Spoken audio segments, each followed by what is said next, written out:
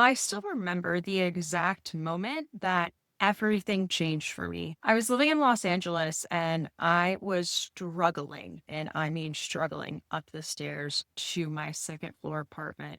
After walking my dog Selena, I was gasping for breath, my body weighing 290 pounds. I'm 5'1.5". My mind weighed even heavier with shame. And in that moment, I looked down at my feet and I realized I wasn't just losing a battle with my weight, I was losing my life. And that day marked the beginning of a journey that would transform not just my body, leading to a 140-pound weight loss, but something far more profound. My entire relationship with food. And even after bariatric surgery, I discovered that losing weight was only half the battle. The surgery changed my stomach, but my mind was still trapped in the same food prison that it had been for my entire life since I was 10. And until I finally understood what true healing meant, nothing was going to change. Today, food is just food, not my enemy, not my comfort, not my obsession. And those 140 pounds, they've stayed off because I finally addressed what was really driving my weight. So let me share how that day on the stairs changed the entire trajectory of my life and how the lessons that I learned could change everything for you too. For those who don't know me, I'm Jessica Lawson, the founder of the Bariatric Success Academy. And growing up, I was always the high achiever. I was the valedictorian of my high school. I got a full ride scholarship to college at Georgetown University. I got an MBA from a prestigious Ivy League school and a successful corporate career. But from the outside, I checked every box of success. But inside, I was fighting a battle with my weight that seemed impossible to win. And when I moved to Los Angeles after graduating from Wharton, I gained 70 pounds in a year while battling anxiety and depression. And quickly, I reached 290 pounds, spending nights ordering takeout and watching movies on Netflix to escape my reality. Then came that pivotal day on the stairs. I was struggling to breathe, really struggling, feeling my heart pound. I had a moment of complete clarity. This wasn't about being overweight anymore. This was now affecting other people. This was affecting my dog, who I was responsible for, the love of my life, my miniature schnauzer, Selena. This also was about survival. I was watching my father battle diabetes. He'd had multiple heart attacks because of obesity, and I realized I was slowly disappearing, both physically under the weight, 290 pounds of weight, and emotionally under the shame. I didn't want to leave my apartment because of how I felt and how I looked. And I remember sitting at the top of those stairs and I made a promise to myself that would ultimately lead to losing 140 pounds. I told myself, Jessica, today's the day. Something has to change and it has to change right now. So I had bariatric surgery. And initially, everything seemed like a dream. I followed every rule perfectly. The weight came off rapidly, eventually 140 pounds. And for the first time in years, I felt confident in my body. But then my father passed away, and everything I thought I'd learned was tested. Grief hit me hard. I began regaining weight, 15 pounds in a short period. All those familiar thoughts came rushing back. The obsession with good and bad foods, the guilt after eating, the all or nothing thinking. And that's when I had my second transformative moment. I realized that bariatric surgery had given me a tool to lose 140 pounds, but it had not given me a new brain or a new relationship with food. The surgeon had changed my stomach, but only I could change my mind. My real breakthrough came when I finally understood what my relationship with food was actually about. It wasn't about willpower or finding the perfect meal plan. It wasn't even about bariatric surgery protocols. The day everything truly changed was when I recognized that food had become everything except what it was meant to be: simple nourishment. Food was comfort when work stress overwhelmed me. Food was celebration when I achieved something. Food was distraction when I was bored or avoiding difficult tasks. Food was self soothing when I felt anxious or sad. Food was a coping mechanism for regulating my emotions. And food was punishment when I felt like I failed. Food was control when other areas of my life felt chaotic. Does any of this sound familiar? Because the most profound realization that I've had was how I connected to food, to my identity and my self worth.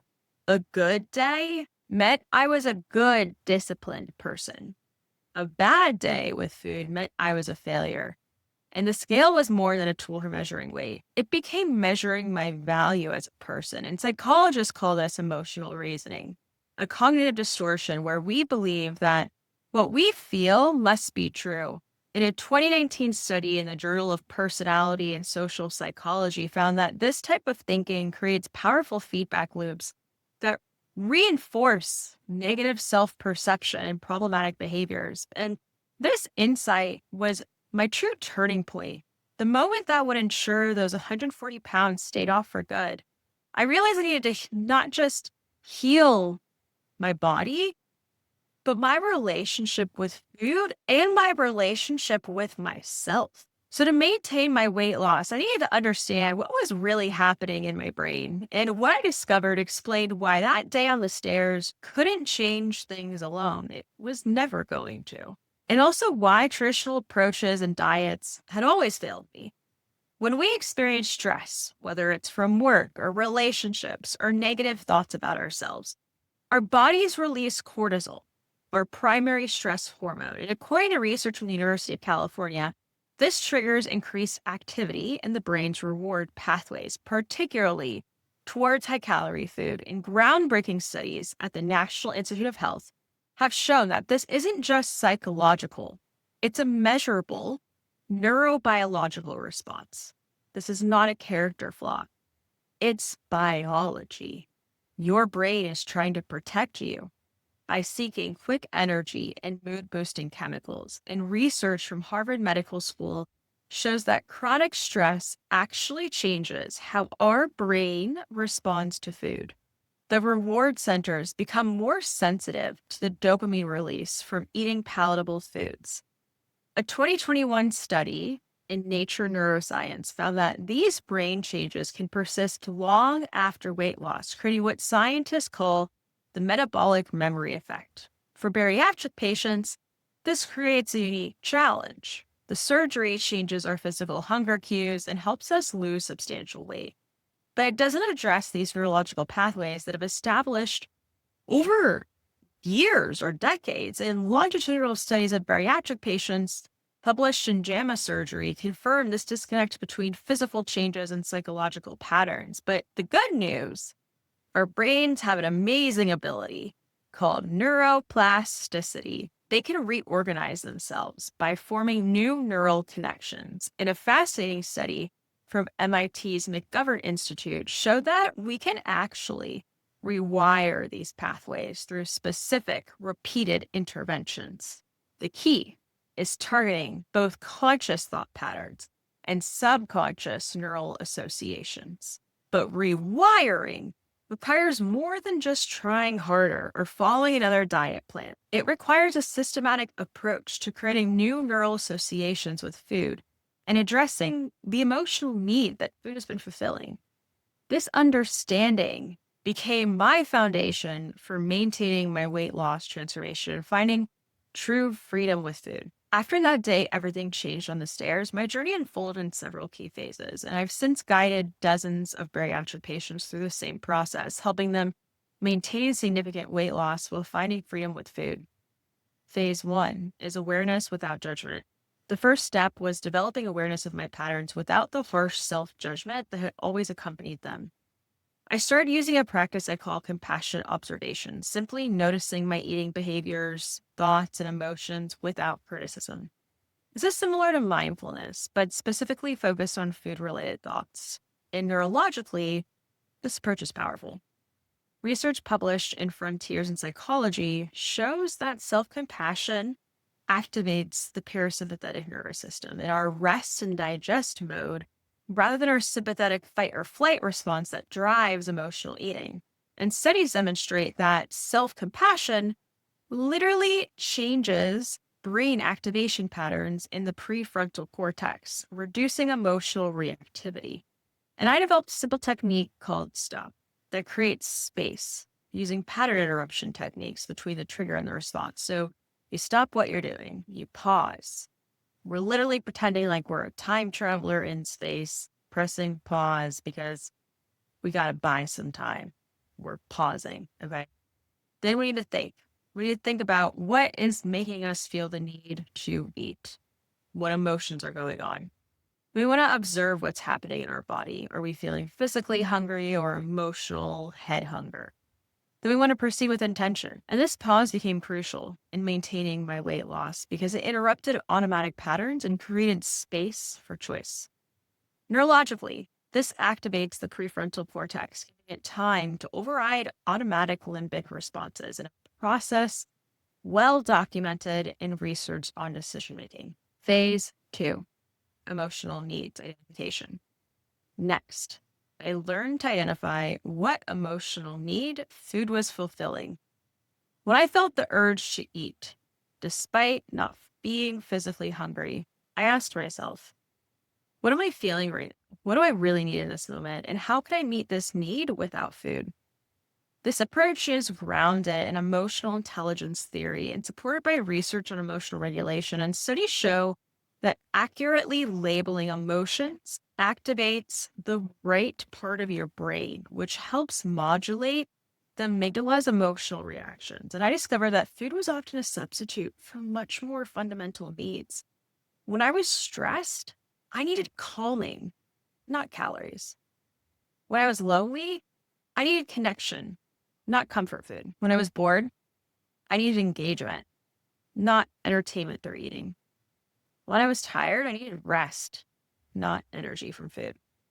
And a landmark study in the Journal of Clinical Psychology found that addressing these primary emotional needs directly reduced emotional eating episodes by 67% in a 6-month follow up. Phase 3, from rules to structure. The third phase involved moving from rigid food rules to flexible structure. So instead of categorizing foods as good or bad, I focused on creating consistent eating patterns that provided stability while allowing flexibility. And this approach is supported by dietary restraint theory, developed by psychologists in the field. And their research shows that rigid food rules often backfire, creating what they call the what the hell effect, where small deviations lead to complete abandonment of healthy intentions. And in contrast, flexible restraint correlates with long-term weight management, according to the National Weight Control Registry study. This includes regular meal timing to stabilize blood sugar and hunger hormones, protein prioritization to support bariatric needs, building meals around nutrient-dense foods while allowing pleasure foods, planning for challenging situations like travel or social events in high-stress periods. Phase 4, identity transformation. The final and most powerful phase was changing how I saw myself in relation to food. I stopped defining myself by my eating behaviors or weight and started cultivating a new identity as someone who nourishes her body with awareness and care and responds to emotional needs appropriately, enjoys food without being controlled by it, and recovers quickly from setbacks without shame spirals. And also, someone who maintains her weight loss as a natural result of this healthier relationship. This identity based approach has strong scientific support, and the research on mindset demonstrates that how we perceive ourselves shapes our behavior more powerfully than willpower ever could. If you're new here, I don't believe in willpower. It's not sustainable. It's not a strategy. It comes and goes. Ugh. I could not say that louder. Okay. And a 2020 study in the European Journal of Social Psychology found that identity based habit formation is 43% more effective than outcome based approaches for creating lasting behavior change. And this complete transformation journey from that desperate day on the stairs to the freedom I experience now laid the foundation for lasting change that goes far beyond losing 140 pounds. So let me share how this might look in everyday life. Because that day, everything changed for me didn't just happen once. It happens every day as I make different choices. My morning routine reset. I start each day by setting an intention for my relationship with food. Instead of, I'll be good today, or I need to lose weight, I affirm, today I'll nourish my body mindfully and respond to my needs with awareness. This simple refrain activates different neural networks, moving from avoidance motivation, which is fear based, to approach motivation, which is growth based.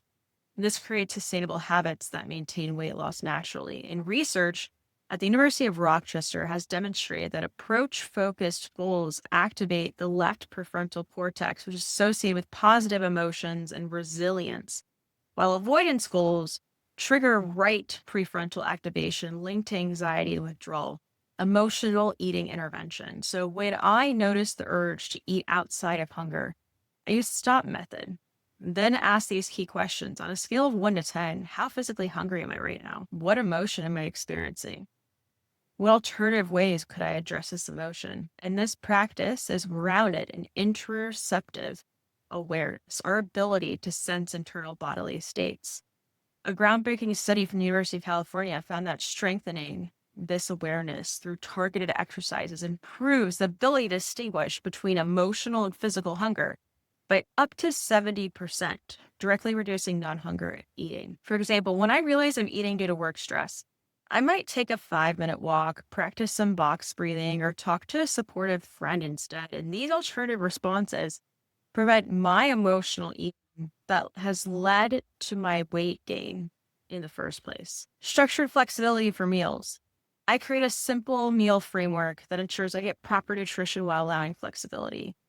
I prioritize protein at every meal. I include veggies for nutrients and fullness. I add healthy fats for hormonal balance. I include moderate complex carbs based on activity level. And this structure provides guardrails without rigid rules, allowing me to adapt to different situations while maintaining nutritional consistency that supports my weight loss. And research from Cornell's Food and Brand Lab shows that having consistent food scaffolding, as I like to call it, reduces decision fatigue, a phenomenon where the quality of our decisions deteriorates after multiple decisions, which is a major factor in poor food choices, according to Harvard Business Review analysis. Social situation navigation. I developed specific strategies for social situations that had previously triggered anxiety or were overeating. So reviewing menus in advance when I'm dining out. Having a simple eating strategy, not a complicated plan. Deciding on my alcohol approach before events, and practicing conversation pivots for food pushers. These practical strategies allow me to participate fully in social events and without any food anxiety dominating my experience while still maintaining my weight loss with ease. And a 2019 study in the Journal of Health Psychology found that implementation intentions, specific if-then plans for challenging situations, increase success rates in navigating food-related social pressure by over 300%. Looking back at that day on the stairs when everything changed, I could not have imagined the freedom I experience now. And my transformation went far beyond losing weight. It completely changed my relationship with myself. And that mental space that food obsession had occupied is now freed up. I no longer constantly think about what I'm going to eat next, whether I'll be good or what to compensate or how for being bad. Neuroscientists call this cognitive bandwidth liberation, when neural resources previously dedicated to obsessive thought patterns become available for other cognitive processes. And research from Princeton University has shown that resolving these internal conflicts can improve executive function, creativity, and emotional well-being. And I can enjoy social events without anxiety about the menu. I can travel to new places and experience their cuisine without fear. And I can have a cookie without it turning into a binge. Most importantly, I stopped using food and the scale as measures of my worth. A day with unplanned eating isn't a moral failure, just a day when I ate differently. A fluctuation on the scale isn't a reflection of my value, it's just data. Psychological shift from fusion with thoughts to cognitive diffusion, recognizing thoughts as just thoughts and not reality, is a core principle in acceptance and commitment therapy, which has shown remarkable effectiveness for long-term behavior change, according to a meta-analysis in the Journal of Consulting and Clinical Psychology. And the freedom from food obsession gives us so much more than stable weight. It gives us mental peace. It gives us energy to focus on things that truly matter, and it gives us the ability actually enjoy food again without fear. And that day on the stairs truly changed everything for me in ways that I could never have imagined. Not just leading to weight loss, but to something far more valuable, a healed relationship with food and myself. So if you've been struggling with your relationship with food, especially after bariatric surgery, I want you to know that I see you, that your day, everything changes, could be today. I've seen it in my own life with my own weight loss transformation. I've witnessed in dozens of clients who thought they would be doomed to struggle forever, but the science is clear. Transformation is possible. You're not broken. You're not stuck. You just don't know how to fix yourself. And a landmark study in the New England Journal of Medicine found that psychological approaches combined with bariatric surgery resulted in 42% greater long-term weight maintenance than surgery alone. The neural pathways that once drove problematic eating can be rewired through the right interventions. And here's where I suggest you start. Begin compassionate observation. Notice your food patterns without judgment. Use the stop method when you feel triggered to eat emotionally. Serve food feelings journal.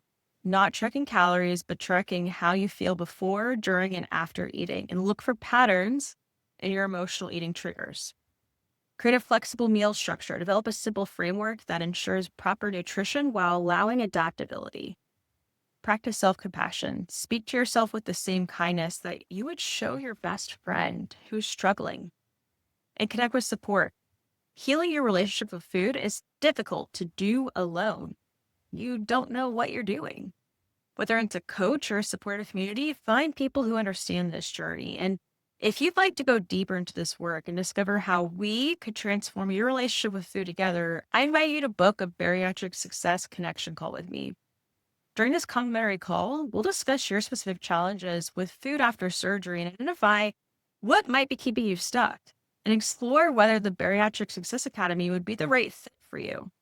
So click the link in the description below to schedule your call. And if this video resonated with you, please like and subscribe for more content on finding food freedom and maintaining your weight loss after bariatric surgery. And remember, your day, everything changes, could be right now.